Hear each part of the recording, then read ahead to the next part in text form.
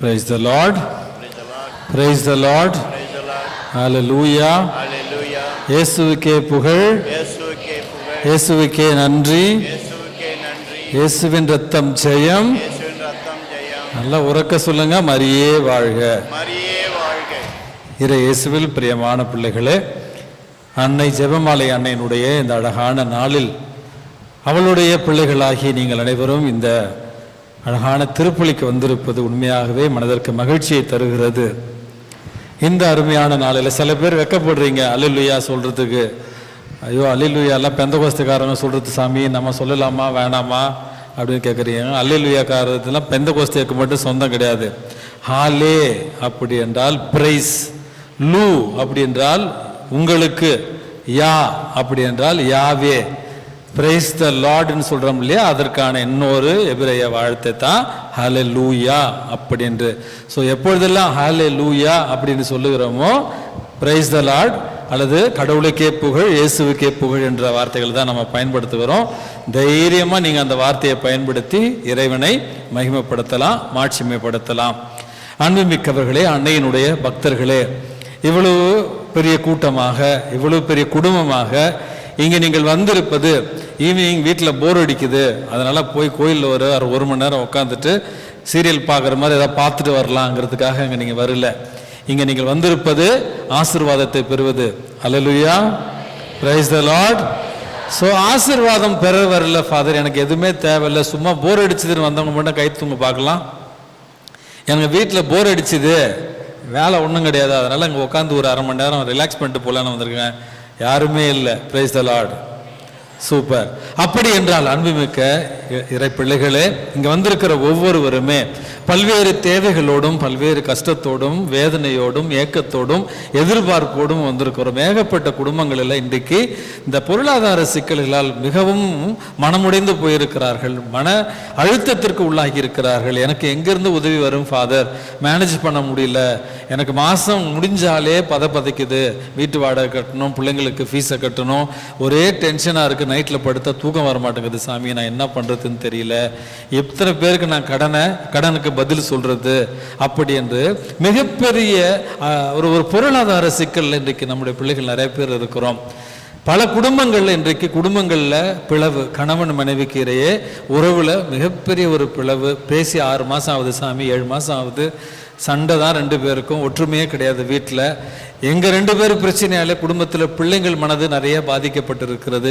கீழ்ப்படிய மாட்டேங்கிறாங்க, சொல்கிற பேச்சு கேட்குறதில்ல. கிழக்க போனால் மேற்க போங்கிறாங்க, மேற்க போனால் கிழக்க வராங்க, அங்கெல்லாம் போகாதன்னா அங்கே தான் போவேன்றாங்க. சண்டை நடக்குது வீட்டில், குடும்பத்தில் ஒற்றுமை கிடையாது. கணவன் மனைவி நாங்கள் பிரிஞ்சு கிடக்கிறோம், பிள்ளைங்க வேறு ரூட்டில் போய்கிட்டு இருக்காங்க. இது எங்கே போய் முடியும்னு தெரியல சாமி, பயமாக இருக்குது எங்களுக்கு. குடும்பத்தில் உறவு, அன்பு சுத்தமாக கிடையாது, கம்ப்ளீட்டாக போயிடுச்சு எல்லாமே குடும்பத்தில். அப்படி என்று பல குடும்பங்களில் இன்றைக்கு உறவில் மிகப்பெரிய சிக்கலோடு இங்கே அமர்ந்திருக்கீங்க. இன்னும் சில குடும்பங்களில் இன்றைக்கு பார்த்தோம் என்றால் எதிர்பாராத ஒரு இழப்பு, எதிர்பாராத ஒரு இறப்பு.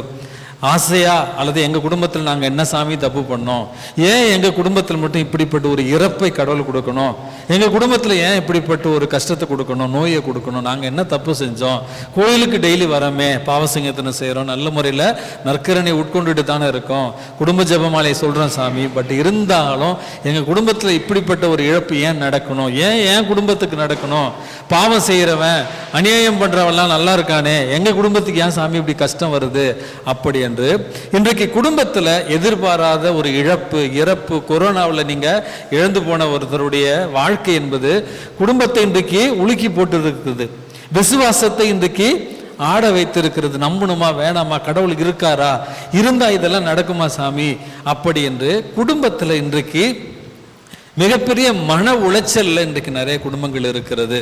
நிறைய குடும்பங்களில் எதிர்நோக்கற்ற ஒரு சூழல், என்ன நடக்க போகுதுன்னே தெரியல சாமி எங்கள் குடும்பத்தில், நான் ஒரு வீட்டை கட்டுவேனா, என் பொண்ணுக்கு பையனுக்கு கல்யாணம் நடக்குமா, அல்லது என் குடும்பத்தில் இந்த நல்ல காரியம் நடக்குமான்னு தெரியலையே, இப்படியே போய்கிட்டு இருக்கேன் வாழ்க்கை அப்படி என்று ஒவ்வொரு குடும்பத்திலும் இன்றைக்கு குழப்பம், நோய், இழப்பு, சண்டை சச்சரவுகள், ஒற்றுமில்லாத ஒரு நிலை. திடீர் என்று குடும்பத்தில் எதிர்பாராத விஷயம்லாம் நடக்குது, நான் என்ன பண்ணுறது, எங்கே போகிறதுன்னு தெரியல அப்படி என்று சொல்லி அன்னையினுடைய பாதத்தை நேடி வந்திருக்கிற உங்கள் எல்லாத்துக்கும் உண்மையாகவே ஆசீர்வாதம் கிடைக்கும் இன்றைக்கு. Price the Lord, praise the Lord. இயேசுவுக்கே புகழ், இயேசுவுக்கே நன்றி. ஆகவே அன்புமிக்கவர்களே, நீங்க சரியான இடத்திற்காகத்தான் வந்திருக்கீங்க. உண்மையாகவே அன்னையை நம்பினவர்கள் கைவிடப்பட்டதாக வரலாறே இல்லை என்று சலேசிய சபையினுடைய நிறுவனர் தூய தொன் போஸ்கோ அடிக்கடி சொல்லுவார். அன்னை மீது நம்பிக்கை வைத்து அவளுடைய பரிந்துரையை கேட்டவர்கள் வாழ்க்கையில அதை பெறாமல் போனதாகவே வரலாறு கிடையாது அப்படின்னு சொல்லுவார்கள். அப்படி என்றால் நீங்க உண்மையாகவே சரியான இடத்திற்காகத்தான் வந்திருக்கீங்க. இந்த அன்னையினுடைய பாதத்தை பற்றி கொண்டு, இந்த அன்னையினுடைய கரங்களை பற்றி கொண்டு நான் எப்படியாவது கரை சேர்ந்துட மாட்டேனா அப்படிங்கிற நம்பிக்கை தான். வேளாங்கண்ணிக்கு ஒரு தாத்தாவா பாத யாத்திரை போய்கிட்டு இருந்தாராம். அவரை பார்த்தா வயது முதிர்ந்தவர், பார்த்தா உடலெல்லாம் தளர்ந்து போயிருக்கிறது. தலையில ஒரு சாதாரண பைய வச்சுக்கிட்டு நடை தடர்ந்து அவர் நடந்து போய்கிட்டு இருக்க போது ஒரு பெட்டி கடையில் நின்று அந்த அம்மா கிட்ட ஒரு சோடா குடும்பம்னு வாங்கி குடிச்சாராம். அந்த கடையில் இருந்த ஒரு பெண்மணி, எங்க பெருசு, எங்க போறீங்க நீங்க? வேளாங்கண்ணிக்கு பாத யாத்திரையா போறம்மாண்ணா அப்படின்னோடனே, உன்னை பார்த்தா இப்படி டயர்டா இருக்கே, போய் சேர்ந்துருவியா நீ கோயிலுக்கு? கை காலெல்லாம் இப்படி தளர்ந்து போயிருக்குது, உடம்பு தளர்ந்து போயிருக்கு, நீ போய் சேர்ந்துருவியா அப்படின்னு கேட்கிற நேரத்தை அந்த தாத்தா சிரிச்சுக்கிட்டே சொன்னாராம், இந்த மனசு 5 நாளைக்கு முன்னாடியே போய் சேர்ந்துருச்சுமா வேளாங்கண்ணிக்கு, இந்த உடம்பு போன என்ன போய் சேராட்டி என்ன அப்படின்னு சொன்னாராம். Price the Lord, praise the Lord. உள்ளத்தில் மனதிடன் உள்ளவர்களே, உள்ளத்தில் மனதிடன் குறைந்து போனவர்களே, அஞ்சாதிருங்கள், உங்களுக்காக உங்கள் கடவுள் பழி தீர்க்க வருவார். Price the Lord, praise the Lord. உங்களுக்காக உங்கள் கடவுள் பழி தீர்க்க வருவார். அப்படி என்றால் உங்கள் நிலையை அவர் எப்படியே விட்டுவிட மாட்டார். காரணம், உங்களுடைய மனதில் திடன் இருக்க வேண்டும். அந்த மன திடனை அன்னை மரியாளிடமிருந்து கற்றுக்கொள்வதற்காகத்தான் இந்த திருப்பலிக்கு நம்ம வந்திருக்கிறோம். எங்க போனாலும் இதை நம்ம சொல்லியே ஆகணும். ஏனென்றால் கத்தோலிக்க கிறிஸ்தவர்கள் 300 ஆண்டு பழமை வாய்ந்த பாரம்பரியமிக்க பங்கு இது. 1 2 கிடையாது. நேத்து டிவைட் பண்ணின 2-3 மாசத்துக்கு முன்னால புதிதாக பிரிக்கப்பட்ட எங்கிருந்தோ வந்து சேர்ந்த மக்கள் இல்லை. இது 300 ஆண்டு பாரம்பரியம் மிகுந்த இந்த ஒரு பங்குல அன்னை மரியாளுடைய பிரசன்னம் இருக்கு. ஆனால் இன்றைக்கு முளைத்த சில பிரிவினை குழுக்கள், பெந்தகோஸ்தே திருச்சபைகள், இந்த அம்மாவுக்கு நீங்க ஏன் இவ்வளவு முக்கியத்துவம் தரீங்க? இயேசுகிட்ட நீங்க போய் நேரடியாக எது கேட்டாலும் கேட்க வேண்டியதானே? இவங்க மூலியமா எதுக்கு பரிந்துரையா கேட்குறீங்க? எதற்கு இந்த அன்னை மரியாளுக்கு உங்க கத்தோலிக்க திருச்சபையில இப்படி முக்கியத்துவம் கொடுக்கணும்? அவர்கள் ஒரு கோழி முட்டை மாதிரி முட்டை போட்டு போயிட்டாங்க, அவ்வளவுதான், தோல் தான். எதற்காக அந்த அம்மாவை நீங்க இன்னும் வச்சிருக்கீங்க? அவர்கள் படைக்கப்பட்ட ஒரு பெண் தானே, அவர்களுக்கு எதற்கு இவ்வளவு உயரிய மரியாதை? அவர்களுக்கு எதற்கு திருச்சபையில் இன்றைக்கு வணக்கத்தை நீங்க செலுத்துறீங்க? இது தப்பு இல்லையா? இது சிலை வழிபாடு இல்லையா? நீங்க பண்றது அநியாயம் இல்லையா? அப்படி என்று நல்லா காலங்காலமா அன்னையினுடைய பக்தர்களா இருக்கிற இன்றைக்கு பிள்ளைங்கள்ட்ட சாத்தான் விஷத்தை கொஞ்சம் கொஞ்சமா தூவி விசதிட்டு போயிட்டு இருக்கிறான். நம்முடைய குடும்பங்களிலேயே பெந்தகோஸ்தே சபைகளுக்கு போற பிள்ளைங்கள் இருக்கிறாங்க. கணவன் மனைவியிலேயே யாரோ ஒருத்தவங்க பெந்தகோஸ்தே திருச்சபைக்கு போய் அங்க போனா அதிசயம் நடக்குதான், அங்க போனா நெருப்பு மழை போய் தான், அங்க போனா கால் நடக்க முடியாதவங்கள நடக்கிறாங்களாம், அங்க போனா பிரியாணி போடுறாங்களாம், இங்க போனா பாட்டு பாடி நம்மளை உற்சாகத்தில் வைக்கிறாங்களாம். அப்படி என்று வெறும் வெறும் அடையாளங்களுக்காக, அற்ப அரை மணி நேரம் மன நிம்மதிக்காக உண்மையாகவே இன்றைக்கு போய்கொண்டிருக்கிற கத்தோலிக்க கிறிஸ்தவ பிள்ளைகளுக்கு அன்னை மரியாள் மீது நாம் வைத்திருக்கிறது என்ன? அது விசுவாசமா, நம்பிக்கையா என்ன என்பதை இன்றைக்கு நம்ம புரிந்து கொள்ள வேண்டும். அவர்கள் சொல்லுவது போல அன்னை மரியாள் வெறும் படைப்பு அல்ல. இயேசுவிடத்தில் நீங்கள் நேரே சென்று உங்க ஜெபத்தை வையுங்க, இயேசுவிடத்துல நேரா செல்லுங்க. எதுக்கு அன்னை மரியாள் இடத்துல போகிறீர்கள் என்று கேட்கிறார்களே, தந்தையாகிய கடவுள் இயேசுவை நேரா விண்ணுலகத்திலிருந்து மண்ணுலகத்திற்கு அப்படியே கொடுக்க வேண்டியது தானே? எதற்காக அன்னை மரியாளை அவர் பயன்படுத்தினார் மீட்பின் கருவியாக? Price the Lord. புரியுதா?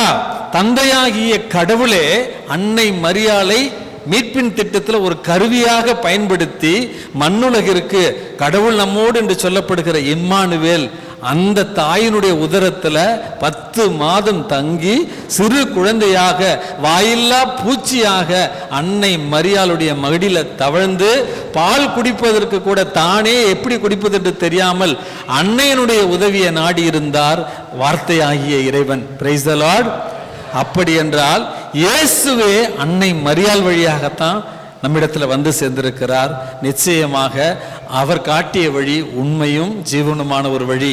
அப்படி என்றால் இயேசுவே இதோ என் தாய், இவரிடத்தில் செல்லுங்கள் என்று சொல்லியிருக்கிறார். ஆகவே அன்புமிக்க தேவ பிள்ளைகளே, இயேசு நமக்கு காட்டிய வழியில் செல்கிறோம் என்றால் அன்னை மரியாள் மீது நாம் கொண்டிருக்கிற நம்பிக்கை, விசுவாசம் என்ன என்பதை புரிந்து கொள்ள வேண்டும். கத்தோலிக்க திருச்சபையில் 3 விதமான வழிபாடு, 3 விதமான நம்முடைய விசுவாசத்தை வெளிப்படுத்துகிற வார்த்தைகள் இருக்கிறது சொல்லுகிறார்கள். முதலில் தூலியா அப்படி என்று கத்தோலிக்க திருச்சபையில் வணக்கம் அப்படி என்கிற ஒரு வார்த்தை இருக்கிறது. மனிதர்களாக பிறந்து இந்த மண்ணுலகளை இறைவனுடைய திட்டத்தின்படி வாழ்ந்து தங்களுடைய வாழ்வை இறைவனுக்கு தூப காணிக்கையாக வாழ்ந்து மரித்தவர்களைத்தான் நம்ம புனிதர்கள் என்று சொல்லுகிறோம், மறை சாட்சிகள் என்று சொல்லுகிறோம். அவர்களுடைய விழாவைத்தான் நாளைக்கு நம்ம கொண்டாட போறோம். அவர்கள் எல்லாம் உங்களைப் போல என்னைப் போல மனிதர்கள். ஆனால் கடவுளுடைய சித்தத்தின்படி வாழ்ந்து கடவுளுடைய திருவுளத்தை இந்த மண்ணுலகில் நிறைவேற்றி இரக்கத்தையும் மன்னிப்பையும் பிறரன்பையும் வாழ்க்கையில வாழ்ந்து காண்பித்ததால் அவர்களை நாம புனிதர்கள் என்று சொல்லுகிறோம். அவர்கள் நம்முடைய சார்பாக கடவுளை முகமுகமாக தரிசிக்கிற பாக்கியத்தை பெற்றிருக்கிறார்கள். அவர்கள் பெற்றிருக்கிற அந்த பாக்கியத்தின் பேறுபலனின் காரணமாக அவர்களிடத்தில் நம்ம பரிந்துரை செய்கிற பொழுது அவர்கள் இறைவனிடத்தில் நமக்கு பெற்று தருவார்கள் இருக்கிற நம்பிக்கையில தான் கத்தோலிக்க திருச்சபையில புனிதர்களுக்கான வணக்கம் இருக்கு.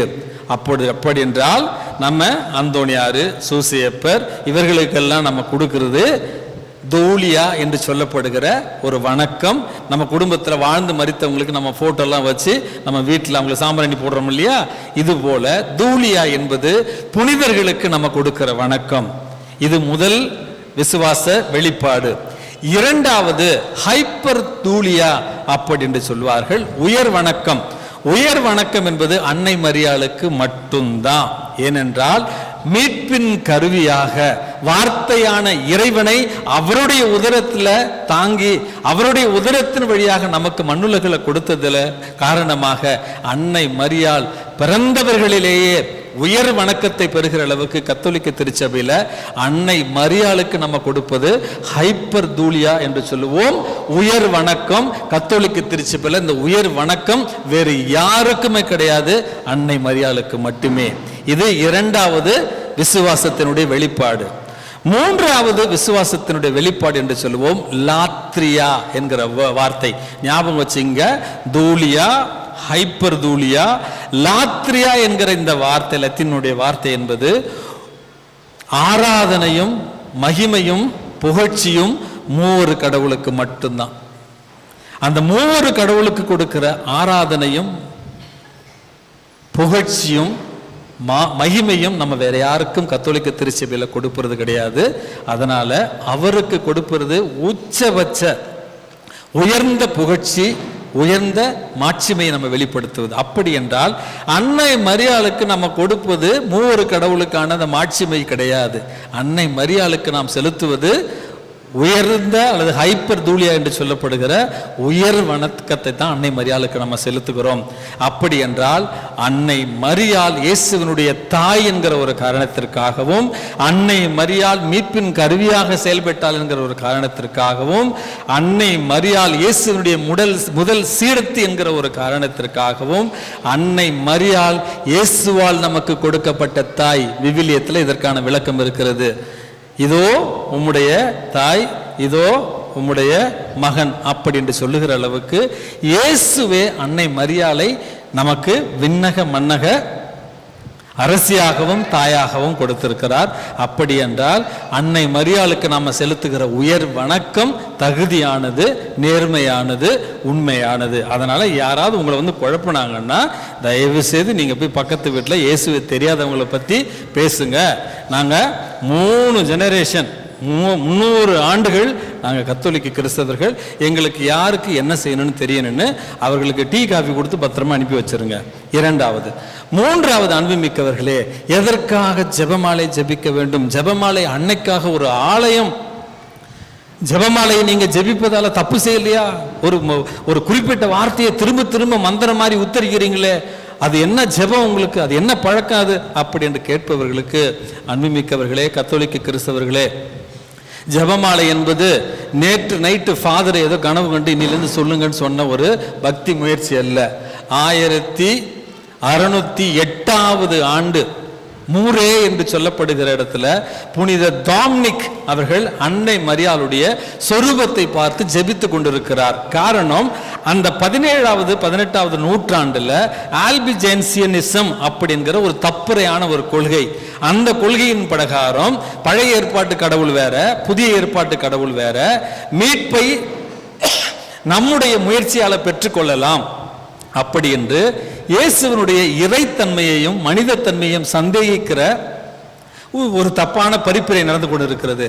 நிறைய கத்தோலிக்க கிறிஸ்தவர்கள் அந்த கொள்கையை பின்பற்றி போய் கொண்டிருக்கிற நேரத்தில் தான் புனித டோம்னிக் அன்னை மரியாள் இடத்துல ஜெபம் பண்றார். இந்த தப்பிரையான கொள்கை எப்படியாவது போகணும், நான் என்ன செய்யணும் அப்படி என்று புனித டோம்னிக் ஜெபிக்கிற நேரத்தில் அன்னை மரியாள் அவருக்கு 16:8 தோன்றி, டோம்னிக், இந்த தப்பிரையான கொள்கை போக வேண்டுமென்றால், மறைய வேண்டுமென்றால் முதலில் இயேசுவினுடைய மீட்பின் வரலாற்றின் நிகழ்வுகளை நீங்க தியானிக்க வேண்டும். முதலாவது. இரண்டாவது, மங்கள வார்த்தையை நீங்கள் தியானிக்க வேண்டும். மங்கள வார்த்தை என்ன சொல்லுங்க பார்க்கலாம். அருள் நிறைந்த வாழ்க, ஆண்டவர் உம்முடனே. அடுத்தது, பெண்களுள் ஆசி பெற்றவர். அடுத்த பகுதி ஓகே. இந்த முதல் பகுதி பார்த்தீங்கன்னா அந்த புராட்டஸ்டன்ட் சகோதரர்களுக்கும் பெந்தகோஸ்தே சகோதரர்களுக்கும் சொல்லுங்க, ஜெபமாலை என்பது இயேசுவினுடைய வாழ்வை நினைவு கூறுகிற, மீட்பின் வரலாற்றை நினைவு கூறுகிற, சிந்திக்கிற, விவிலியத்தில் இருக்கிற இயேசுவினுடைய வாழ்க்கையை சிந்திக்கிற செயல்தான் ஜெபமாலை ஜெபிப்பது. நம்பர் 1. இரண்டாவது, ஜெபமாலையில கொடுக்கப்பட்டிருக்கிற அனைத்து ஜெபங்களும் விவிலியத்திலிருந்து எடுக்கப்பட்டிருக்கிறது. திருத்தந்தையர்கள் இந்த வார்த்தை எனக்கு பிடிச்சிருக்கு, இதை போட்டுக்குங்க, இல்ல ஒரு பங்கு சாமியார் வந்து இந்த வார்த்தையை போட்டுக்குங்கன்னு சொல்ற வார்த்தைகள் கிடையாது. ஜெபமாலையில நம்ம ஜெபிக்கிற ஜெபங்கள் எல்லாமே விவிலியத்திலிருந்து எடுக்கப்பட்ட வார்த்தைகள், இறை வார்த்தைகள். அப்படி என்றால் அன்னை மரியாள் சொல்லுகிறார், மீட்பின் வரலாற்றை நினைவு கூறுங்கள். இரண்டாவது, மங்கள வார்த்தையை நீங்கள் ஜெபித்து அதை தியானிக்கிற பொழுது ஒருவரும் யார் யாரெல்லாம் நம்ம ஜெபமாலை ஜெபிக்கிறோமோ இறை வார்த்தையை நம்ம தியானிக்கிறோம், இயேசுவினுடைய மீட்பின் வரலாற்றை நம்ம தியானிக்கிறோம். அதே நேரத்தில் இந்த மண்ணுலகில பாவிகளாகிய நமக்கு நம்முடைய நித்திய மரணத்து நேரத்தில் பாதுகாப்பையும் வழிநடத்துதலையும் அன்னை மரியாள் இடத்துல மன்றாடி கேட்கிறோம். இதுதான் ஜெபமாலை. அந்த ஜெபமாலையை அன்னை மரியாள் கற்றுக் கொடுக்கிறார். அதற்கு பிறகு அந்த ஜெபமாலையினுடைய பக்தி முயற்சி அந்த நூற்றாண்டு முழுவதும் உலகம் முழுவதும் பரப்பப்படுகிறது. அதற்கு பிறகு முன்னுரையில் வாசித்த மாதிரி 1771 ஒரு போர், லப்பாந்தோ போர், துருக்கியர்களுக்கும் கிறிஸ்தவர்களுக்கும் நடந்த ஒரு போர்ல, கடல் போர் அது. அந்த கடல் போரில் கிறிஸ்தவர்கள் தோற்கக்கூடிய ஒரு நிலை. ஐரோப்பா நாட்டில் இருக்கிற கிறிஸ்தவ தலைவர்கள் எல்லாம் அந்த போர்ல இருக்கிறாங்க. துருக்கி நாடு ஒரு கடல் போரில் கிறிஸ்தவர்களை ஜெயித்து விட்டால் ரோம் நகரம் அவர்களுடைய கைக்கு போய்விடும். திருத்தந்தை இருக்க மாட்டார், கத்தோலிக்க திருச்சபை இருக்காது. அப்பொழுது இந்த லெப்பாந்தோ போர் நடந்து கொண்டிருந்த நேரத்தில் ரோம் நகரத்தில் புனித பேதுரு பேராலய வளாகத்தில் லட்சக்கணக்கான மக்கள் அமர்ந்து முழந்தாளிட்டு இந்த ஜெபமாலையை ஜெபித்தார்கள். லெப்பாந்தோ என்கிற அந்த இடத்துல நடந்த போர்ல கத்தோலிக்க கிறிஸ்தவர்கள் வெற்றி பெற்றார்கள். Price the Lord, praise the Lord, மரியே வாழ்க. இந்த ஒரு காரணத்திற்காக ஜெபமாலையை ஜெபித்து அந்த போரில் வெற்றி பெற்று கிறிஸ்தவர்களை காப்பாற்றியதற்காக அந்த வருடம் அங்கிருந்த திருத்தந்தை வெற்றியின் அன்னை, ஜெயராக்கினி அன்னை, லேடி ஆஃப் விக்டரிஸ் அப்படி என்று சொல்லி அன்னை மரியாளுக்கு வெற்றியின் அன்னை என்கிற ஜெயராக்கினி அம்மா என்கிற அந்த பெயரை கொடுக்கிறார்கள். அதற்கு பிறகு 3 வருடம் கழித்து ஜெபமாலை வழியாக ஜெயித்ததால் ஜெபமாலை அன்னையினுடைய விழா என்று கொண்டாட பணிக்கிறார் இன்னொரு திருத்தந்தை. அடுத்தது மருவி மருவி மருவி மருவி வந்து கடைசியில் இந்த விழா அக்டோபர் மாதம் 7ஆம் தேதி ஜெபமாலை அன்னையினுடைய விழாவாக கொண்டாட திருத்தந்தை அவர்கள் பணிக்கிறார்கள். இப்படியாக இந்த விழா என்பது 1-2 ஆண்டுகள் ஆண்டுகள் அல்ல, பல 100 ஆண்டுகளாக ஜெபமாலை ஜெபிப்பதின் வல்லமையை உணர்த்துவதற்காக நமக்கு கொடுக்கப்பட்டிருக்கிறது. இதனுடைய ஒரு வெளிப்பாடாக பாத்திமா நகரில் அன்னை மரியாள் தோன்றிய பொழுது அந்த 3 குழந்தைகளுக்கும் ஒரு அதிசயத்தை நிகழ்த்துகிறாள் அன்னை மரியாள். அந்த நேரத்தில் அந்த 3 குழந்தைகளும் கேட்கிறாங்க, அம்மா நீங்க யாருன்னு நாங்க சொல்றது, உங்க பேர் என்னன்னு கேட்கிறாங்க. அப்படி என்று சொல்லுகிற நேரத்தில் அன்னை மரியாள் தன்னுடைய திருவாய் திறந்து சொன்ன வார்த்தைகள், நாமே ஜெபமாலையின் அன்னை. Price the Lord, praise the Lord. ஆகவே அன்புமிக்கவர்களே, இந்த வரலாறெல்லாம் நான் சொல்வதற்கான காரணம், கத்தோலிக்க கிறிஸ்தவர்களாகிய நமக்கு பல நேரங்களில் என்ன ஜெபிக்கிறோம், எதற்காக ஜெபிக்கிறோம் என்பதை தெரியாமல் இருக்கிற ஒரு காரணத்திற்காக, விளக்கத்திற்காக தான் இந்த வரலாற்றை நான் உங்களுக்கு சொன்னேன்.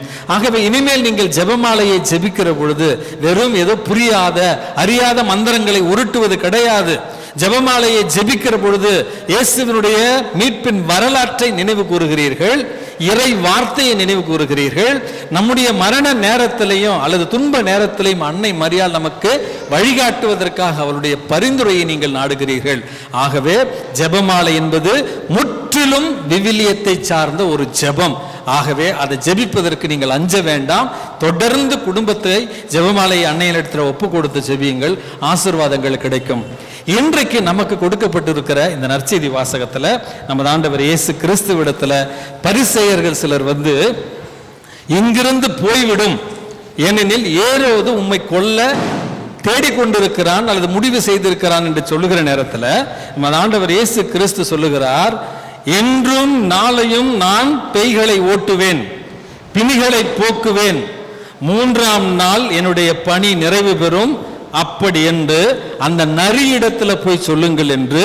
அதற்கு பிறகு இன்றும் நாளையும் அதற்கடுத்த நாளும் நான் தொடர்ந்து என்னுடைய வேலையை செய்தாக வேண்டும் என்று தன்னை அச்சுறுத்திய, தனக்கு ஒரு மன உளைச்சலை கொடுத்த பரிசேயர்களுக்கும் ஏரோதுவுக்கு இந்த பதிலை நமது ஆண்டவர் இயேசு சொல்லுகிறார். அவர் தந்தையாகிய கடவுளுடைய திட்டத்தை நிறைவேற்ற வந்தார். அந்த தந்தையாகிய கடவுளுடைய பணியை மட்டும் செய்தார். அதுல கடைசி வரையில பின்வாங்கவில்லை, மனச்சோர்வடையவில்லை. சிலுவை மரணத்தை தழுவி அவர் சிறுவையில இறக்கிற வரையில கடவுளுடைய திட்டத்தை நிறைவேற்றினார். அன்புமிக்கவர்களே, இந்த மண்ணுலக வாழ்வு என்பது நமக்கு கொடுக்கப்பட்டிருக்கிற பரிசு. மறைவுரையின் தொடக்கத்தில் நான் சொன்னேன், எல்லா குடும்பமும் கஷ்டத்தில் வந்திருக்கீங்க, எல்லா குடும்பமும் வேதனையில் வந்திருக்கீங்க, எல்லா குடும்பத்திலும் ஜெபம் தேவையாக இருக்கிறது, ஆசீர்வாதம் தேவையாக இருக்கிறது. உங்கள் குடும்பங்களில் நீங்கள் ஆசீர்வாதத்தை பெற்றுக்கொள்ள வேண்டும் என்றால் அன்னை மரியாளை போல, இயேசுவை போல விசுவாசத்தில் உறுதி உள்ளவர்களாக இருக்க வேண்டும். அது குறையுதே நமக்கு. விசுவாசம் பாதி இங்க, பாதி மற்ற சர்ச்சில், விசுவாசம் பாதி இங்க மற்ற ஜோசியக்காரவங்க கிட்ட, விசுவாசம் பாதி இங்க, மறுபடியும் விசுவாசம் இல்லாத ஒரு நிலை. விசுவாசத்துல குறைபாடு இருக்கிற ஒரு காரணத்தினால தான் இன்றைக்கு நம்முடைய குடும்பங்களில் ஆசீர்வாதம் கிடைப்பதில்லை. ஆகவே உங்கள் குடும்பத்தில் ஆசீர்வாதம் கிடைக்க வேண்டும் என்றால் இயேசுவை போல, அன்னை மரியாளை போல, தந்தையாகிய கடவுள் கொடுத்த அந்த அந்த அந்த பணியை நிறைவேற்றுவதில் விசுவாசம் இருக்க வேண்டும் என்பதையே முதல் செய்தியாக உங்களுக்கு நான் கூற விரும்புகிறேன். இரண்டாவது, மனத்திடனோடு இன்றைக்கு நம்ம வாழ வேண்டும் என்பதையும் நமது ஆண்டவர் இயேசு கிறிஸ்து சொல்லி தருகிறார். ஒரு சின்ன அச்சுறுத்தல், ஒரு சின்ன நோய், ஒரு சின்ன சண்டை, ஒரு சின்ன பண பிரச்சனை, ஒரு சின்ன இழப்பு, உடனடியாக கடவுளே நீ இருக்கியா, உனக்கு கண்ணு இருக்கா, ஏன் என் குடும்பத்துக்கு மட்டும் இப்படி எங்களை சோதனை பண்ற, அப்படி என்று சின்ன சின்ன தோல்விகளுக்கும் சின்ன சின்ன காரியங்களுக்கும் ஆண்டவரை விட்டு விலகி ஓடி கொண்டிருக்கிற நமக்குத்தான் கடவுள் சொல்லுகிறார், இயேசுவை போல மனத்திடனோடு இருங்கள். அன்னை மரியாளை போல என்ன நடக்கும், இது எங்கன நிகழும் என்று புரியாமல் இறைவனுடைய திட்டத்தை ஏற்றவள், தன்னுடைய மகனை அவ்வளவு கஷ்டத்திலும் வளர்த்தெடுத்தவள், தன்னுடைய மகனை ஊரார்கள் ஏசிய பொழுதும் பேசிய பொழுதும் இவன் குடிவரியன், இவன் விபச்சாரிகளோடும் வரி தண்டுபவர்களோடும் சுற்றி கொண்டு இருக்கிறான், இவன் மதிமயங்கி போயினான் அப்படி என்று சொல்லுகிற நேரத்தெல்லாம் மனத்திடனோடு கடவுள் திட்டத்தை நம்பி அன்னை மரியாள் இயேசுவின் பின்னால நடக்கிறார். கடைசியில சிலுவையில அறையும் பொழுது கூட அன்னை மரியாள் மனத்திடனோடு ஒற்றை தாய அந்த இடத்துல இருக்கிறார். கடைசியில எல்லோரும் அச்சத்திலும் பயத்திலும் மேல் அறையில இருந்த பொழுது பெந்தகோஸ்து பெருவிழாவன்று அன்னை மரியாளும் தூதர்களோடு இருந்தார் என்று விவிலியத்தில் நம்ம வாசிக்கிறோம். இப்படிப்பட்ட மனத்திடன் உள்ள என்னை அழைத்த கடவுள் எந்த சூழ்நிலையும் என்னை கைவிட மாட்டார் என்கிற மனத்திடன் உள்ள பிள்ளைகளாக வாழத்தான் அன்னை மரியாளுடைய இந்த ஜெபமாலை விழா நமக்கு அழைப்பு விடுக்கிறது. எந்த சூழ்நிலையிலும் அஞ்ச தேவையில்லை. கடைசியாக ஒரு பணி என்பது அன்னை மரியாளை போல பிறரன்பு பணிகளை நம்ம ஈடுபட்டோம் என்றால், பிறருக்காக ஜெபித்தோம் என்றால் நம்முடைய குடும்பங்களும் ஆசீர்வதிக்கப்படும். பிறருடைய தேவைகளை முன்னின்று நீங்கள் நிறைவேற்றினால் உங்களுடைய குடும்பத்தின் தேவைகளும் நிறைவேற்றப்படும். எப்பொழுதெல்லாம் பிறரை உங்கள் குடும்பத்தில் உங்க ஜெபத்தில் ஏறெடுத்து வைக்கிறீர்களோ, அன்னை மரியாள் கானா ஒரு திருமணத்தில் ஓடோடி சென்று அந்த குடும்பத்திற்கு உதவி செய்தது போல, அன்னை மரியாள் எலிசபெத் அம்மாளை தனி ஒரு இளம் பெண்ணாக கர்ப்பவதியாக இருந்தாலும் ஓடோடி சென்று பணி செய்தது போல நம்முடைய எண்ணம், நம்முடைய ஏக்கம் எல்லாம் குடும்பத்தில் நம்மை சுற்றி இருப்பவர்களுக்கு பங்கு தளத்தில் பிறருக்கு உதவி செய்து வாழ வேண்டும் என்கிற எண்ணம் இருந்தால் நிச்சயமாக உங்கள் குடும்பங்களிலும் ஆசீர்வாதம் நிகழும். ஆகவே இன்றைக்கு உங்க குடும்பத்துக்கு ஆசீர்வாதம் வேணும்னா இறைவன் மீது அசைக்க முடியாத விசுவாசம் இருக்க வேண்டும். இறைவன் மனதிடனோடு அவர் என் அருகில் இருக்கிறார், சக்தி வாய்ந்த ஒரு போர் வீரனை போல இருக்கிறார் என்கிற மனதிடனோடு வாழ்க்கையை நீங்கள் நடத்த கற்றுக்கொள்ள வேண்டும். மூன்றாவது, பிறருக்காக ஜெபித்து பிறருக்காக உதவி செய்து வாழ்கிற பொழுது உங்கள் குடும்பமும் ஆசீர்வதிக்கப்படும். Praise the Lord, praise the Lord. இயேசுவுக்கே புகழ், இயேசுவுக்கே நன்றி, மரியே வாழ்க. இறைவன் உங்களையும் உங்கள் குடும்பத்தில் இருக்கிற ஒவ்வொருவரையும் நிறைவாக ஆசீர்வதித்து பாதுகாத்து வழி நடத்துவாராக. ஆமென்.